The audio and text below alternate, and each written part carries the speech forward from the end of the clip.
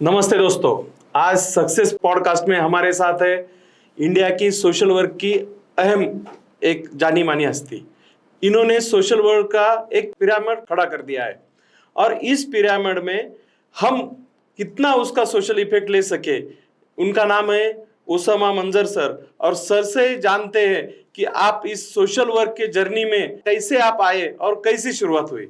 Sir, आप हमें हमारे दर्शकों को थोड़ा बताइए कि आप ये सोशल वर्क के एक्टिविटी में कैसे आए और आपकी जर्नी कैसी शुरुआत हुई। बहुत बहुत शुक्रिया आप लोगों का और मुझे ज़बरदस्ती खींचने का लोगों से बात करने के लिए। लेकिन मैं ये बताना चाह रहा था कि सोशल वर्क तो हर इंसान का काम है। बिना सोशल वर्क के कोई इंसान ज़िंदा नहीं रह सकता। अगर वो 90% अपना देखे टाइम, तो उसमें सारा मोस्ट ऑफ द टाइम वो सोशल वर्क ही करता है। जो कमर्शियल भी काम जिसको बोलते हैं करता है, वो भी सोशल वर्क ही करता है। वो फैमिली के लिए कमाता है, लोगों के लिए कमाता है, उसके लिए करता है। अपने लिए बहुत कम ही लोग काम करते हैं। तो ये सोशल वर्क जो लोगों ने पार्ट टाइम बिजनेस कर दिया है या पार्ट टाइम कर दिया है, ये एक बहुत बड़ा एक वो भी है कि क्या ऐसा है क्या कि दिन भर जो है जाके दो लोगों को पत्थर मारो, 5 शाम में जाके सोशल वर्क करो। हम दिन में भी जो काम कर रहे हैं वो भी सोशल वर्क है। तो हमारे साथ किस्मत अच्छी थी कि हम लोग जिस तरह से पले बड़े गांव में, बिहार में और रांची झारखंड में, हम लोगों का पूरा जो एरिया था और पूरा जो कल्चर था और पूरा जो कम्युनिटी थी और पूरी जो फैमिली था, उसमें फादर वगैरह भी सोशल वर्क में शुरू से ही थे। वो इंजीनियर थे, दिन भर नौकरी करते थे, शाम में सोशल वर्क करते थे और स्कूल बनाना और लोगों को पढ़वाना एंड थिंग्स लाइक दैट। तो एक था कहीं भी बैकग्राउंड। लेकिन आप ज़िंदगी में जो पिछले 50-60 साल में, 70 साल में जो लोग ग्रो किए इंडिया में, उनका प्राइमरी पर्पस होता है नौकरी के लिए पढ़ो। पढ़ो, अच्छी नौकरी करो, पैसे कमाओ, घर बनाओ, फैमिली पालो, वैसा वाला रहता है। उससे हमारी ज़िंदगी थोड़ी हट के रही है कि हमने जब पढ़ाई लिखाई की और सब कुछ और पढ़ाई लिखाई करने की कोशिश की तो कुछ हो नहीं रहा था। लेकिन जब भी कुछ किया, हम लोगों की लाइफ जो है ख़ास तौर से वो इंटरनेट और डिजिटल को लेके बहुत ज़्यादा रही है, क्योंकि मैं उसी एरिया में जर्नलिस्ट रहा हूँ। मैं उसी एरिया में .com के ज़माने में हम लोगों ने बहुत तहलका मचाया कि बहुत कुछ कर सकते हैं। तो टेक्नोलॉजी में हम लोगों ने बहुत कुछ सीखा और जर्नलिज्म ने बहुत कुछ सिखाया। लेकिन हमने उसका इस्तेमाल किया कि कैसे डिजिटल का इस्तेमाल सोशल वर्क में करते हैं। तो वो 25 साल पहले वो एक दिमाग में घुसा कि दुनिया में जीने के लिए तो सब जी लेते हैं, लेकिन आप किसी और के लिए जियो तो ज़्यादा बेटर है, ज़्यादा मज़ा है। तो 2002 के आसपास हम लोगों ने डिसाइड किया कि मैं और मेरी वाइफ ने कि हम लोग जो हैं वो डिजिटल को लेके गांव-गांव जाते हैं और वही फिर उसके बाद से हम करते रहे। और वो काम में इतना मज़ा आने लगा कि एक तो आप घूम रहे हो, एक आप हर जगह जा रहे हो, प्लस जितना ज़्यादा गांव में जाओगे उतना लगेगा कि आपको गांव वाले को ज़्यादा नॉलेज है, शहर वाले बेवकूफ़ बनाते हैं। तो और ज़्यादा अच्छा लगता है कि आप किसानों से मिल रहे हो, कारीगरों से मिल रहे हो, जितने भी लोग धरती पे जो रहते हैं वो रियल में नॉलेज होता है उनको। हम लोगों को लगता है कि अंग्रेज़ी बोलना और शहर में काम करने में ज़्यादा नॉलेज है, ऐसा नहीं है। हाँ, वहाँ पे जो नॉलेज आती है शहर के लेवल पे, वो आती है mediating kind of something like that कि मुझे तो ड्राइविंग आती है लेकिन आपको ड्राइवर को बेचना आता है, राइट। मुझे तो किसानगिरी आती है या खेती करनी आती है, आपको मेरा सामान बेचना आता है, राइट। मुझे कपड़ा बनाना आता है लेकिन आपको शायद मेरा कपड़ा बेचना आता है, राइट। लेकिन आप बना नहीं रहे हो, बना मैं रहा हूँ। खाना मैं खिला रहा हूँ, काम सब कम मैं कर रहा हूँ। तो वो आप गांव में जितना जाओ प्रोडक्शन लेवल पे, प्रोड्यूसर लेवल पे, तो आपको लगेगा नॉलेज असल में उनको ज़्यादा है। वो चीज़ हमको बहुत ज़्यादा अट्रैक्टिव लगती है। तो वो चीज़ को लेके हम आगे बढ़ने लगे और आज पूरी दुनिया में और पूरे देश में हम लोगों के डिजिटल के माध्यम से हम लोग गांव-गांव में काम करते हैं। तकरीबन 2-3 हज़ार जगह पे हम लोग काम करते हैं, 27-28 स्टेट में काम करते हैं। और जो सोशल का हम लोगों का जो पूरा फिलॉसफी है वो ये है कि आप जो है काम बस करते जाओ, आपके पास रिसोर्सेज आते जाएंगे। आपको रिसोर्स के पीछे नहीं भागना है, आपको काम के पीछे भागना है। आपको क्या काम करना है उसके पीछे भागना है। और वही मज़ेदार रहा है और वही उसी चक्कर में हम लोग को रिसोर्सेज भी मिलते रहे। काम अच्छा है तो फिर डोनर्स भी आते हैं, फंडर्स भी आते हैं कि आप बहुत अच्छा काम कर रहे हैं, आप पैसे लीजिए और काम कीजिए, और जिसके लिए आप काम करिए उसके लिए तो उससे आपको दुआएं मिलती हैं, उससे काम मिलता है, तो उसको वो भी बहुत एक अहम बात है। प्रेरणा का स्रोत है। और उससे आपको ताकत मिलती है, बढ़ते जाओ बढ़ते जाओ बढ़ते जाओ। अभी हमारा इरादा है कि तकरीबन 50,000 और गांव में हम जाके अपना सेंटर्स लगाएंगे और डिजिटल करेंगे, क्योंकि अभी के ज़माने में ये बहुत ज़्यादा ज़रूरी है कि डिजिटल के माध्यम से भरोसे की इंफॉर्मेशन का एक्सेस हो, क्योंकि आजकल उसकी बहुत ज़्यादा कमी है। इसके अलावा भी और बहुत सारी चीज़ें हैं, लेकिन अभी तो इतना ही। तो अभी सर ने जैसे बोला कि 25 साल पहले सर ने शुरू किया, तो कौन सा ही मिशन अगर शुरू करने के लिए उसको फंड की जरूरत रहती है, तो सर ने बोला कि हमने अच्छे काम किए और उसका फंड डोनर देते गया। लेकिन सर ये जो आपने सहज बोल दिया, लेकिन ये 25 साल की जो जर्नी है ये बहुत कठिन की जर्नी है, क्योंकि कभी कभी हम देखते हैं कि नॉर्मल आदमी 2 दिन घर से बाहर रहा तो उसको फैमिली का ये करना पड़ता है। तो ये सब सोशल वर्क के पीछे सर कितनी लाइफ आज तक आपने एम्पावर की है और कितना आपको सैक्रिफाइस करना पड़ता है, तो उसके बारे में आप कुछ बताएंगे? देखो, सैक्रिफाइस तो हमको लगता नहीं है कि कुछ किया है हम लोगों ने ये आई तो डोंट ये बिलीव बात कि हम का लोगों ने बड़प्पन कोई है। सैक्रिफाइस किया है। लेकिन जहाँ तक हम लोगों के लाइफ को टच करने का सवाल है, लाइफ को इफेक्ट करने का सवाल है, इम्पैक्ट का, हमारा डेटा बोलता है कि तकरीबन 40 मिलियन लोगों को हम लोगों ने इम्पैक्ट किया है। तकरीबन 40 मिलियन इज़ व्हाट, 4 करोड़ के करीब लोगों को इम्पैक्ट किया है। तकरीबन हम लोगों ने एक 27 स्टेट में और 260 से लेके 300 डिस्ट्रिक्ट में, और तकरीबन 5,500 से 6,000 लोकेशन में, जिसमें से 3,000 लोकेशन अभी लगातार जिंदा हैं और चल रहे हैं, बाकी 1,500-2 हज़ार जो हैं वो नॉन फंक्शनल हैं या हिस्टोरिकल हैं। तो ये चल रहा है। लेकिन इससे भी ज़्यादा इम्पॉर्टेंट क्या है कि हम लोगों ने जो भी काम किया उससे बहुत सारी पॉलिसी बदली, बहुत सारे गवर्नमेंट की पॉलिसी बदली या नई बनाई गई या इंटरनेशनल पॉलिसी बनाई गई, जिसके इम्पैक्ट को तो हम सोच भी नहीं सकते। जैसे आपको एक एग्जांपल दूं कि ये आपले सेवा जो सेंटर चलता है या CSC सेंटर जो चलता है, ये 2007 में जब ये बन रहा था तो हम लोगों ने साथ में मिलकर लिखा था सरकार के। बराबर। अब वो देखो, सरकार के नंबर आंकड़े बोलते हैं कि 3-3.5 लाख है होंगे, लेकिन मेरे ख्याल से फंक्शनल शायद 40-50 हज़ार होंगे, लेकिन वो काम कर रहे हैं एक हद तक इंफॉर्मेशन को ले जाने के लिए। फिर आपने सुना कि वो डिजिटल लिटरेसी का बहुत काम होता है, तो नेशनल डिजिटल लिटरेसी मिशन बना 2014-15 में, वो भी हमें लोगों ने लिखा with few more organization like NASSCOM foundation and Intel and so on and so forth. तो वो एक पूरे देश का बहुत बड़ा था कि सबकी साक्षरता करो, डिजिटल साक्षरता करो। मुझे याद है कि जब वो बना था तो हर साल 40-50-60 करोड़ गवर्नमेंट अलग से देती थी सिर्फ साक्षरता करने के लिए। और अब तो आप लोगों को मालूम होगा कि वो साक्षरता के नाम से पूरी एक स्कीम ही चलती है। सही है। फिर उसके बाद कोविड में एक स्कीम आई थी जिसका नाम आप लोगों को मालूम है कि नहीं, PM वानी के नाम से। PM वानी का मतलब ये है कि कोई चाय की दुकान वाला भी इंटरनेट खरीद सकता है और बेच सकता है। छोटे से छोटे लोग, आपको इंटरनेट सर्विस प्रोवाइडर बनने की जरूरत नहीं है। उन्होंने जो वो पॉलिसी बनाई, कैबिनेट से पास हुई, वो प्योरली बेस्ड ऑन DF के एक्सपेरिमेंट। DF जो है वो गांव में जाके जब इंटरनेट नहीं होता था तो हम लोग वाईफाई लगा देते थे और फ्री स्पेक्ट्रम को यूज़ करके लगा, तो उसको लेके गवर्नमेंट ने बोला कि ये वाईफाई हॉटस्पॉट से हम ज़्यादा से ज़्यादा जगह में जा सकते हैं, जिसकी वजह से उन्होंने PM वानी पॉलिसी बनाई। फिर एक और पॉलिसी, आप लोगों को पॉलिसी नहीं बोलेंगे लेकिन एक ख़राब पॉलिसी से बचने वाली बात है।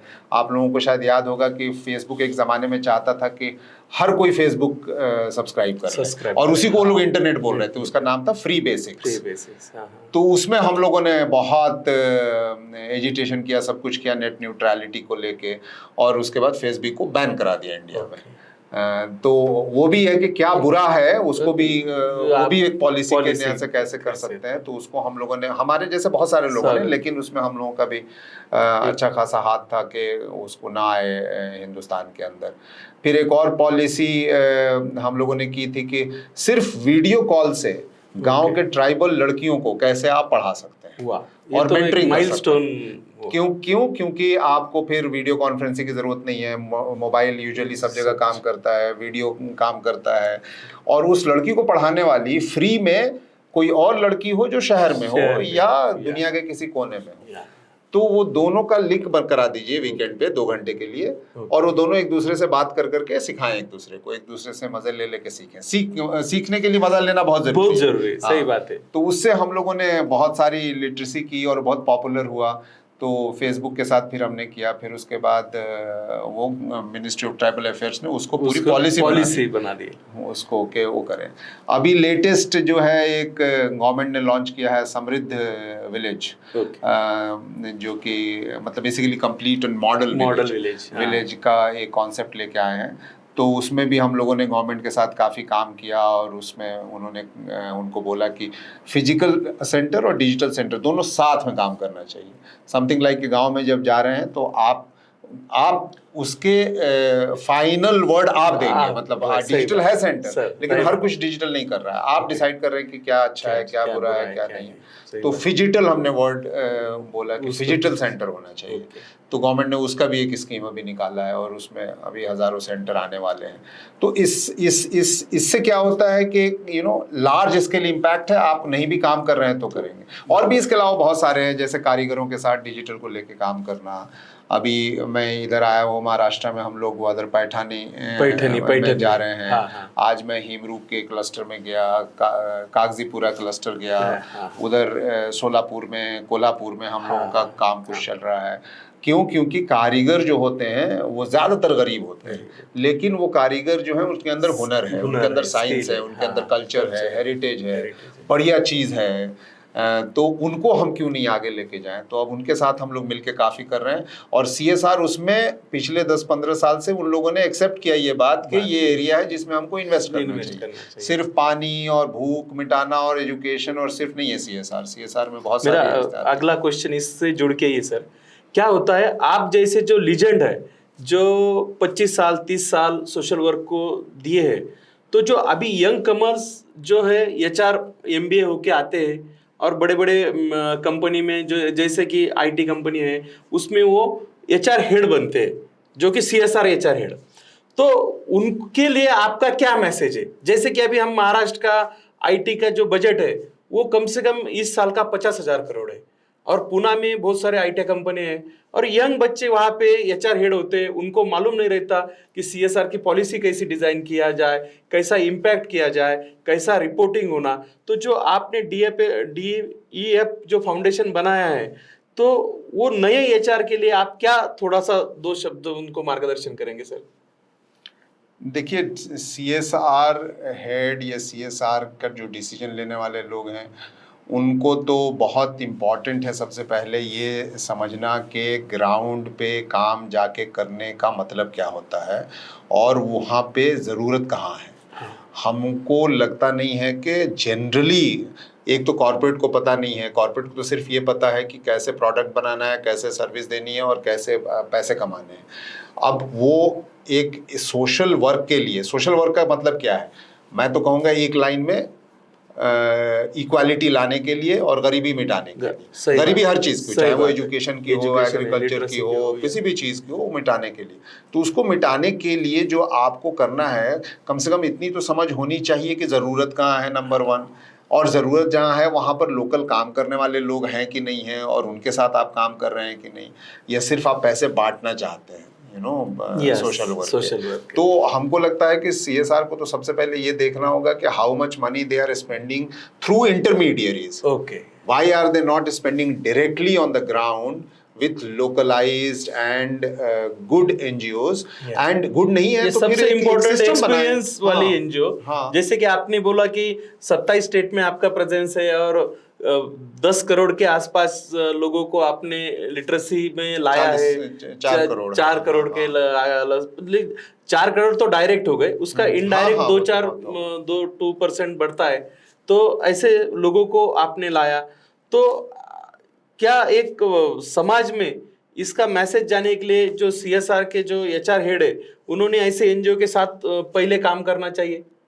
करना चाहिए और कर भी रहे हैं, ऐसा नहीं है कि नहीं कर रहे होंगे। मैं ये नहीं कहूँगा मेरे साथ नहीं कर रहे हैं तो इसका मतलब सही जगह नहीं है या ऐसे नहीं है, लेकिन इन जनरल मुझे लगता है कि there is a lot of knowledge gap between के जहाँ काम हो रहा है और आप अगर पैसे दे रहे हैं तो, क्योंकि वो पैसा जो है ना वो इम्पैक्ट बोले, उसके लिए आपके पास आपको वहाँ तक जाना पड़ेगा जो रियल में इम्पैक्ट लाता है, राइट। हम लोग ज़्यादा पैसा खर्च कर रहे हैं इंटरमीडिएरी सिस्टम पे, यू नो मिडिल लेवल पे, हाँ, मॉनिटरिंग पे, इवैल्यूएशन पे, डॉक्यूमेंटेशन पे एंड ऑल दैट, और फिर भी वो अचीव नहीं कर पा रहे हैं। एक तो ये है। दूसरा ये है कि हमको लगता है कि ऐसे मॉडल्स पे या ऐसे तरीके से काम कीजिए कि वो चैरिटेबल ना हो, क्योंकि चैरिटेबल खत्म हो जाता है। बरोबर, आप उसको ऐसे आदत लग जाती है। हाँ, ऐसा खर्च कीजिए और ऐसा कीजिए कि वो जो आप जिस पे काम कर रहे हैं वो हमेशा चलता रहे, यू नो। और करते भी हैं, जैसे आपने स्कूल बनाया, हमेशा चल रहा है, लेकिन स्कूल तो बिल्डिंग से नहीं चलता, टीचर से चलता है ना, इकोसिस्टम से चलता है। तो आप उसके लिए सस्टेन कैसे करेंगे? तो हर चीज में वो जो सस्टेन वाला पार्ट है ना, it's very very important. Sir ने सबसे अहम जो सोशल वर्क में एक इम्पैक्ट हमें दिया है, नॉलेज दिया है कि सस्टेनेबल प्रोग्राम रन करना चाहिए। और मैं सर के से एक जानना चाहता हूँ कि सर इस आगे जो हमने देखा कि 10 साल पहले एक विजन था कि 1 रुपया भी मोबाइल से नहीं जाता था, आज के दिन में 1 लाख रुपए आप सिंगल विद इन क्लिक में मोबाइल से इधर से उधर भेज सकते हैं। तो ये जो डिजिटल क्रांति है, तो आप ये आने वाले 10 साल पे ये डिजिटल क्रांति कैसी होगी, और आप उसमें हमें थोड़ा सा गाइड करिए कि बहुत सारे सीएसआर ने ये डिजिटल अवेयरनेस का प्रोग्राम कैसा रन करना चाहिए और उसका फ्यूचर क्या होने वाला है।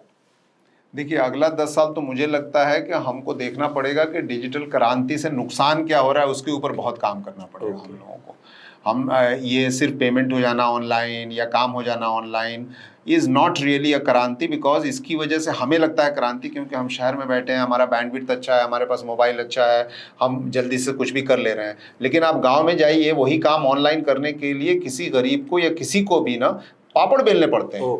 जो उसका हक है उसको पाने के लिए उसको 50 फॉर्म भरना, ऑनलाइन करना, ट्रांजैक्शन नहीं हो रहा है। आपको पता है यूपीआई सिर्फ 10% पूरे रूरल इंडिया में लोग पे करते हैं, सिर्फ 10%। जी, तो बढ़ना चाहिए फिर वो। तो कितने लोग हैं रूरल में? रूरल में ना, यू नो, 90 करोड़ लोग हैं। 90 करोड़ लोग 90 करोड़ लोग 60 to 70% 10% लोग यूपीआई पेमेंट सक्सेसफुली कर पा रहे हैं। यस यस, ये लिटरेसी जरूरी है रूरल। लिटरेसी की बात नहीं है ये। ये लिटरेसी की बात नहीं है, इंफ्रास्ट्रक्चर ही नहीं है। इंफ्रास्ट्रक्चर नहीं है, सही बात है। हमारे पास फोन है, वहां तो ट्रांजैक्शन के लिए एक्स्ट्रा बैंडविड्थ चाहिए होता है, ट्रांजैक्शन नहीं हो पाता है उसमें, कंप्लीट नहीं हो पाता है। लिटरेसी तो 2 सेकंड में आ जाती है, वो इतनी बड़ी बात नहीं है। यू नो, व्हाट्सएप हमको सिखाना नहीं पड़ता है, व्हाट्सएप में पेमेंट है, लेकिन वो पेमेंट करेगा नहीं ना, जबकि वहाँ बैंडविड्थ नहीं है, प्लस हमारे पास पब्लिक इंफ्रास्ट्रक्चर नहीं है वहाँ पर। तो हम लोग जो है मिडिल लेवल बहुत जल्दी जल्दी तैयार कर रहे हैं, डिवाइस दे रहे हैं, सब कुछ दे रहे हैं, लेकिन बेसिक जो, जैसे कहते हैं ना कि दाना भी उगा ले रहे हैं, सब कुछ लगा रहे हैं, सड़क ही नहीं है कि वहाँ का दाना यहाँ है और यहाँ का दाना वहाँ, पैसा वहाँ जाए। ये मिडल गैप बहुत ज्यादा है। जो डिजिटल पब्लिक इंफ्रास्ट्रक्चर पे हम लोगों को बहुत काम करना है, पहली चीज। दूसरी चीज, हमको इस बात पे बहुत काम करना है कि conscious utilisation of digital device और digital means, conscious and meaningful. ये नहीं कि अभी मैं कागजीपुरा में गया, एक औरत वहाँ काम कर रही थी, उसके बराबर में 5 साल की लड़की है, बैठ के मोबाइल का वीडियो देख रही है। माँ को भी सुकून है, कोई दिक्कत नहीं है क्योंकि वो बिजी है, कम से कम उसको तंग नहीं कर रही है। लेकिन आप सोचो, आप स्क्रीन ही पे दिन रात रह रहे हो एंटरटेनमेंट में, आपका क्या कॉग्निटिव एबिलिटी क्या बढ़ेगी, क्या नहीं बढ़ेगी। प्लस इंफॉर्मेशन आप देख रहे हो आजकल, भरोसे का इंफॉर्मेशन नहीं है। भरोसे का इंफॉर्मेशन ढूंढना मुश्किल है कि क्या ये सही है, क्या गलत है, क्या नहीं है, किस पे यकीन करूं, किस पे नहीं करूं, कौन सा इंफॉर्मेशन ट्रस्ट वर्दी है या नहीं है, कुछ पता ही नहीं चल रहा है। तो हमको लगता है कि आने जितना रिवोल्यूशन ज्यादा, वैसे ही है, जितनी गाड़ी होगी, जितना सड़क होगा, उतना ही एक्सीडेंट होगा। So then you need rules, you know, how to drive, how to use, how to take care of the people on the road. So similarly digital भी है, यू नो, एक ही मोबाइल में 1000 काम है। बताइए, पहले यही काम करने के लिए हमको एंटरटेनमेंट के लिए सिनेमा घर जाना पड़ता था, पैसे के लिए बैंक जाना पड़ता था, पढ़ने के लिए स्कूल जाना पड़ता था, खेलने के लिए कहीं और जाना पड़ता था। अब वो सारा काम मोबाइल ही में आ गया, हम बैठे हुए हैं यहाँ पर ज़ॉम्बी की तरह, सब एक ही काम एक ही में करे जा रहे हैं। तो ये भी तो आप देखिए उसका क्या इफेक्ट होगा आने वाली सोसाइटी पे। तो हमको लगता है कि वो भी काम बहुत ज़रूरी है जिसके ऊपर हमको ध्यान देना चाहिए। तो सक्सेस विद डॉक्टर अमर देशमुख ये प्रोग्राम में ओसामा सर ने हमें बहुत अच्छी इन्फॉर्मेशन दी है।